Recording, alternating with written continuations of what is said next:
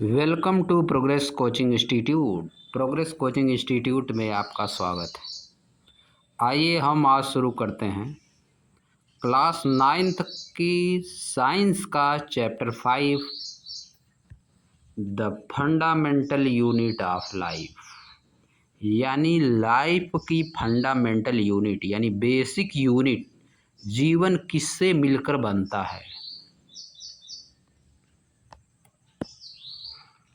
तो हम लोग इसमें लाइन बाय लाइन एनसीईआरटी को लेकर चलेंगे। इस तरह से पढ़ने से, लाइन बाय लाइन पढ़ने से आपकी क्वेश्चन पढ़कर समझने की समस्या और राइटिंग की समस्या में बहुत ही ड्रास्टिक इम्प्रूवमेंट आएगा, बहुत ही ज़्यादा सुधार होगा। कुछ लोग कहते हैं एनसीईआरटी बहुत कठिन है। बहुत बड़े बड़े अध्यापकों को हमने सुना है कि एनसीईआरटी को बहुत कठिन बनाते हैं।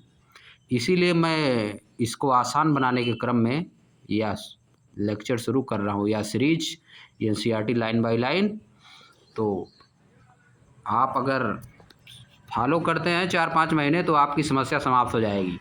गलत क्वेश्चन आंसर लिखते हैं, सेंटेंस गलत बनाते हैं या पढ़ के गलत चीज़ों को समझ पाते हैं, तो जो आप गलत समझते हैं वही सही समझने लगे। तो आइए इसी वादे के साथ हम लोग शुरू कर रहे हैं। एकदम हम लोग सेंटेंस बारीकी से पकड़ते हुए चलेंगे। व्हाइल एग्जामिनिंग, यानी व्हाइल एग्जामिनिंग मतलब निरीक्षण करने के दौरान, एग्जामिन करने के दौरान। A thin slice of cork, cork की एक पतली परत का एग्जामिन करते समय। कार्क क्या, इसमें पेड़ की छाल से लिया गया है। कार्क किससे बना है? पेड़ की छाल से। रॉबर्ट हुक साइंटिस्ट हैं। सा मतलब देखे, दैट माने कि the cork resembled the structure of A Honey com. जो कार्क है वह कैसा स्ट्रक्चर, किस तरह से रिजेंबल हो रही है? जैसे मधुमक्खी की शहद की तरह लग रही है। रिजेंबल मतलब के समान लगना। जैसे everyone resembles his father, everyone resembles his father, प्रत्येक व्यक्ति अपने पिता के समान लगता है। रिजेंबल्स हिज मदर, अपनी माता के समान लगता है। उसी तरह से the cork resemble the structure of honey com, cork जो थी वह मधुमक्खी के छत्ते की तरह लग रही थी। अब देखो वर्ग की आईएनजी फॉर्म से जोड़ा है, कंसिस्टिंग, हनी कॉम के बारे में बताया है। Consisting of many little compartment, जिसमें छोटे छोटे कई ठे डिब्बे यानी खाने बने रहते हैं। मधुमक्खी का छत्ता देखेंगे तो उसमें छोटा छोटा खाना बना रहता है। Cork is a substance which comes from the bark of the tree, bark मतलब छाल। कार्क एक सब्सटेंस है जो किससे आता है? पेड़ों की छाल से आता है, बार्क ऑफ ट्री।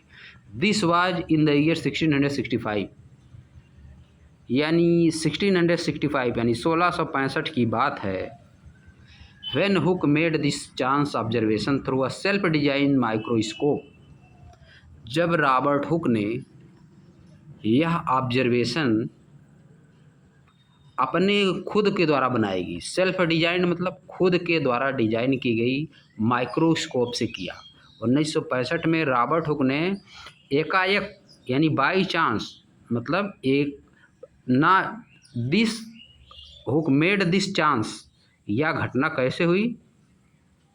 एकाएक hook made this chance, hook ने यह ऑब्जर्वेशन किया, यह अवसर वाला काम किया, यानी देखा, पेड़ की छाल को देखा अपने खुद की बनाई हुई माइक्रोस्कोप से।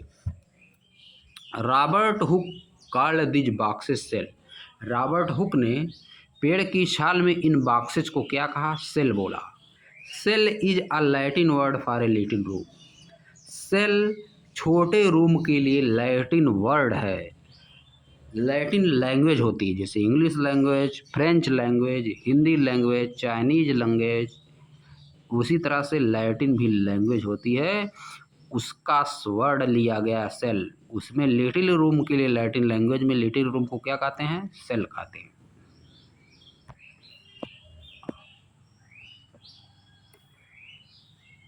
दिस में seem to be very small and insignificant incident. यह घटना जब उन्होंने पेड़ की छाल को अपने खुद के बनाए हुए माइक्रोस्कोप से देखा तो यह लगा कि बहुत छोटी घटना है। Very small, seem to be very small, यह बहुत छोटी घटना लगी और इम्पॉर्टेंट चीज़ नहीं लगी। एंड इनसिग्निफिकेंट इंसिडेंट, और बहुत ज़्यादा इम्पॉर्टेंट चीज़ नहीं लगी लोगों को।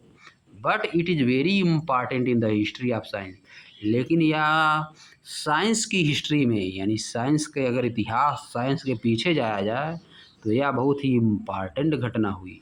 This was the very first time that someone had observe that living things appear to consist of separate unit.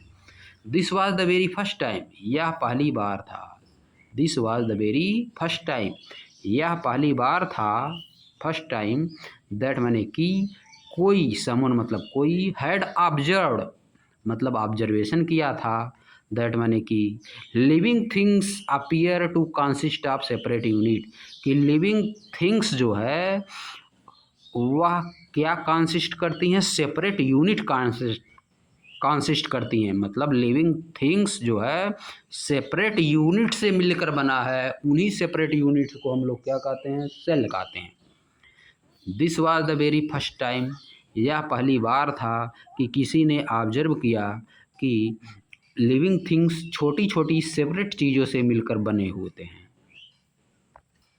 This use of the word cell to describe this unit is being used till this day in the biology.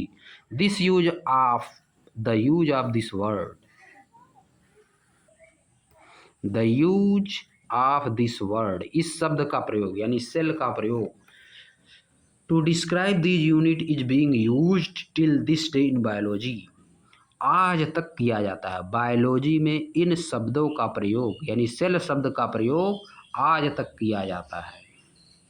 Late us find out about cell, आइए cell के बारे में कुछ find out करते हैं, कुछ जानकारी प्राप्त करते हैं सेल के बारे में।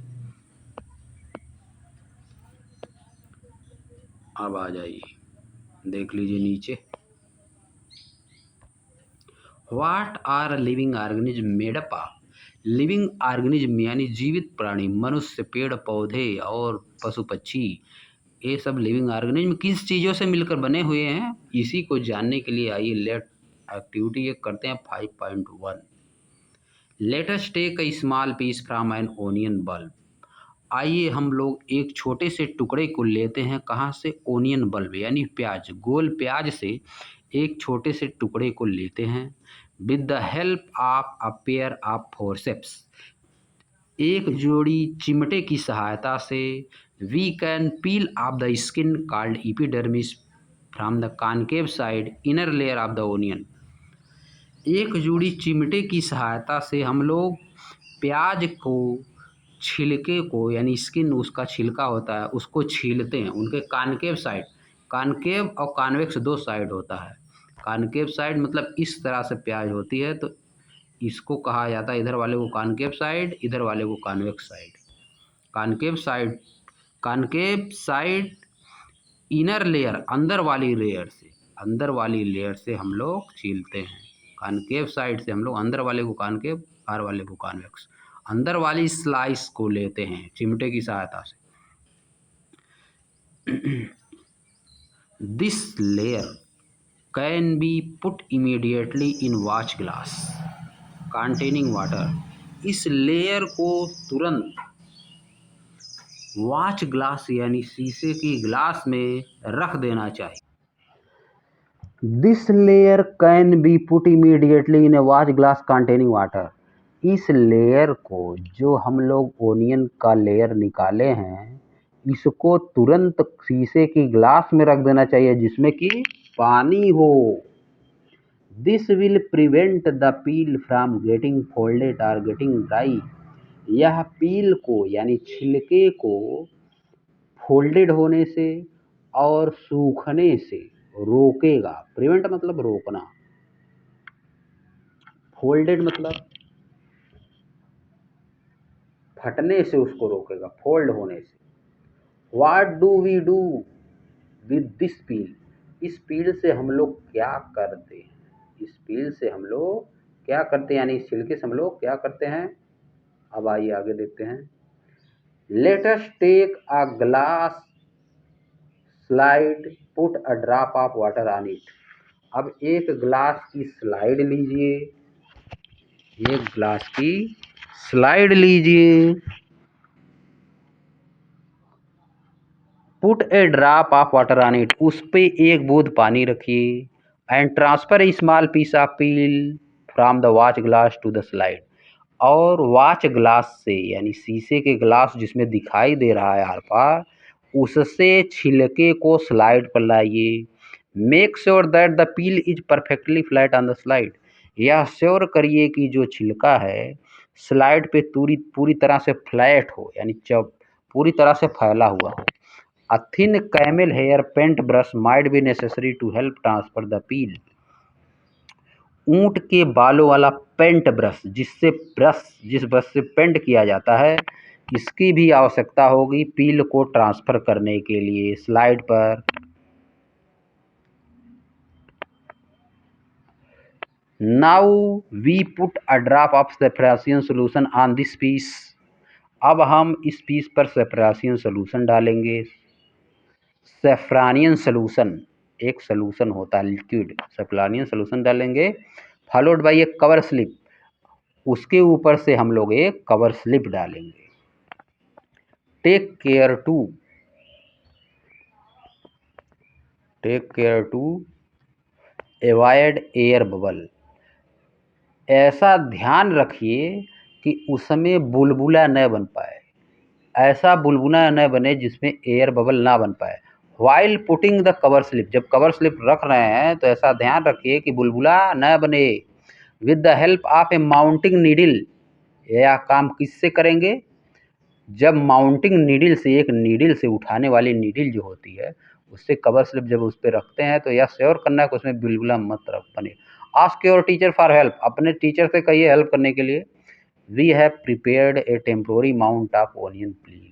हमने एक temporary mount of onion peel बनाया है। ओनियन यानी प्याज के छिलके का हमने एक टेम्परेरी माउंट बनाया है। We can observe this slide under low power followed by a high power of compound microscope. We can observe this slide under low power. हम इस स्लाइड को लो पावर के अंदर पहले देखें, पहले लो पावर वाले माइक्रोस्कोप से देखेंगे, फिर इसके बाद हाई पावर वाले माइक्रोस्कोप से देखेंगे।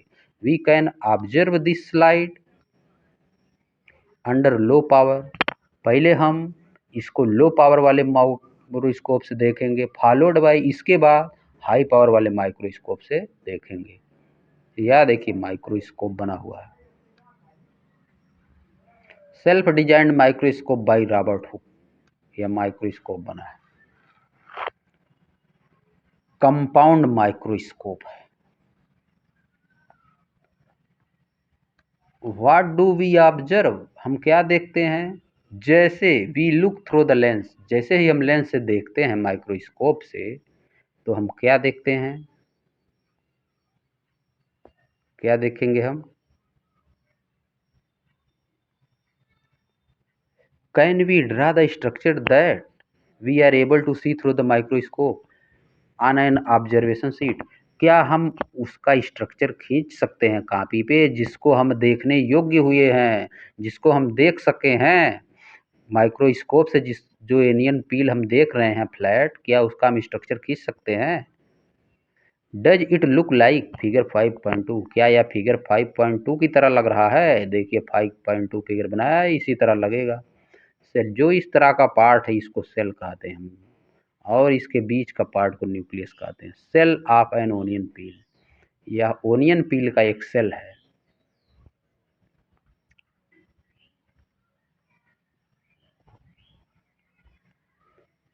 We can